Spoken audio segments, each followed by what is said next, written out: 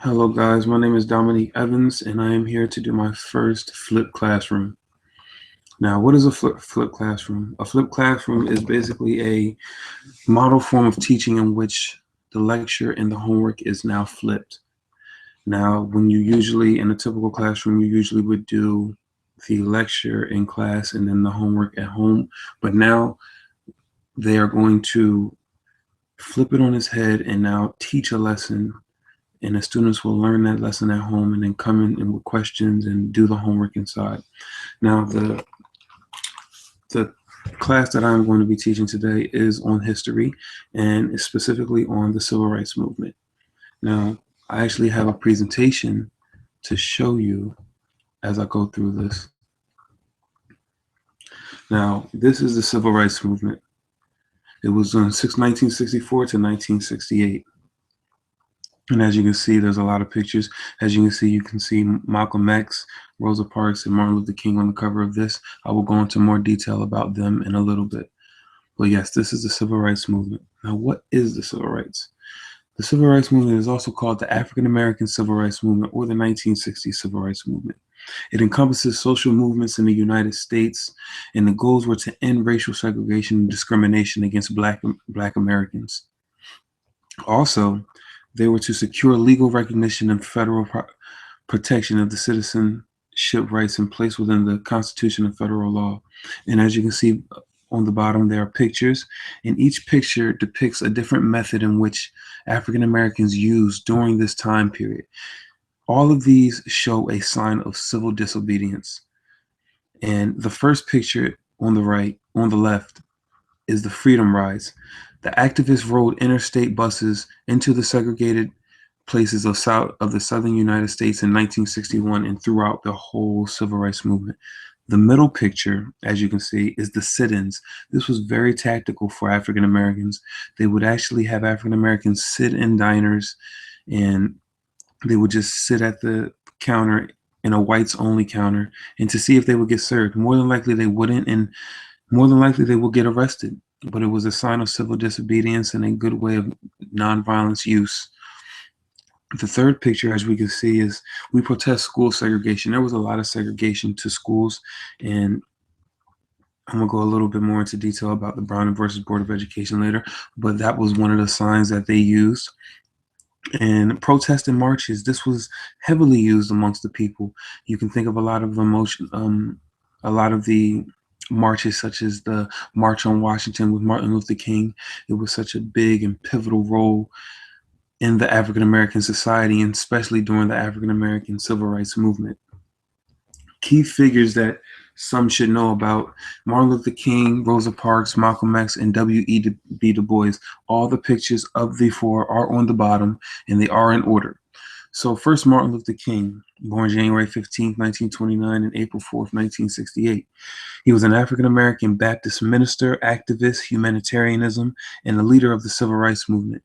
King is very pivotal in the role of the success of the whole nonviolence movement and the civil rights disobedience. Unfortunately, he was assassinated on April 4th, 1968 in Memphis, Tennessee, on the balcony. That was one of the more famous pictures that was on there. Sorry, I do not have this on there. But that was one of the more famous pictures. The second person is Rosa Parks. Some call her the mother of civil rights movement. Following the December 1st, 1955 arrest, Rosa Parks refused to give her seat up to a white passenger. The third picture is Malcolm X. Malcolm X couldn't be known as almost as the opposite of Martin Luther King in a lot of ways and a lot of methodologies and ideologies he chose to use. Now, Malcolm X, unlike Martin Luther King, he was an American Muslim and a human rights activist. And unlike Martin Luther King, Malcolm X believed that Black supremacy was strong and believed by any means necessary. He did not take much of the brunt, like nonviolence in the protests and the marches, like Martin Luther King. Malcolm X was more affirmative, more assertive about his actions. And the last person which had a short period of time, which he died during the civil rights movement, but very pivotal and very strong in the African American community, is W.E.B. Du Bois. He was an American sociologist, historian, civil rights activist, Pan-Africanist, author, and editor. W.E.B. Du Bois graduated from Harvard, where he was the first African American to earn his doctorate. Now, that is very pivotal in African American society, seeing as though a lot of laws and rules were made for African Americans to not succeed. So, with this whole civil rights movement, and as you've seen a couple of the leaders that took their place upon the people, how did this affect America? What happened during this time period? What was done and what was given? The first thing I can tell you was the 1964 Civil Rights Act. The 1964 Civil Rights Act ended segregation in public places and banned employees and from discrimination. Banned employment discrimination on the basis of race, color, religion, sex, or national origin. This is known as the crowning legislative achievement of the civil rights movement. The second was the 1965 Voting Act rights. The 1965 Voting Act rights, signed by President Lyndon Johnson, also the 1964 was signed by President Lyndon Johnson. It outlawed the discriminatory voting practices adopted in many states after civil rights, which included taking literacy tests and prerequisites in order to vote, which a lot of African Americans at the time did not have. They did not take literacy tests. They did not have prerequisites. A lot of the African Americans of the older age were not even allowed in a lot of public schools. There were not many public schoolings for them. A lot of the things that they do were more labor work. And that was one of the reasons why the Brown versus Board of Education of Topeka, Kansas was so pivotal and so important, because African Americans knew what it was like to not have the education.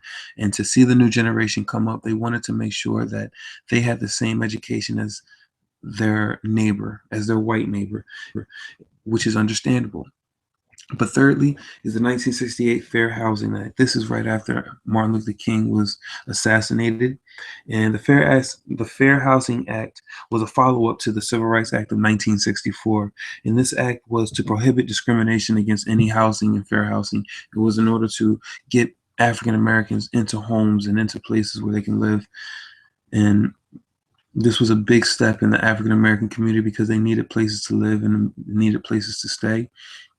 Unfortunately, with a lot of this, instead of whites and blacks coming together and living door to door, a lot of whites began to have white flight. And what is white flight? White flight is a moment in which a minority group comes into a specific homing living place, and whites begin to leave. And with that happening, that creates white flight for whites to leave. But additional information on the civil rights, because this was fairly dense and placed into a very dense read. But additional information was like the March on Washington, and like a lot of people know, was the I Have a Dream speech on August 28th, 1963. More than 200,000 Americans gathered in Washington, D.C. for political rallies known as the March on Washington and Jaws of Freedom. Now, this is very significant to everything, because not only blacks went on the March on Washington, this was basically a biracial, and everybody came and shared their love to Martin Luther King as he did the I Have a Dream speech. And secondly, additional information was the Board of Education, as I said I would talk about. The Board of Education was a landmark. It was the United States Supreme Court case in which the court declared state laws establishing separate public schools for blacks and white students to be unconstitutional. The decision overturned the Plessy versus Ferguson decision in 1896. And the 1896 decision was to segregate the schools. It was to keep them separate. But with the Brown Board of Education, this opened a lot of gateways, not only to the African American community, but also in other ways with special education, and also broaden the horizon with inclusion, showing that they can work together in this world. So as you can see, this was my presentation on the African American Civil Rights Movement during the 1964 and 1968 time period. This was a fun time with you doing this flip classroom, and I hope that you enjoyed it.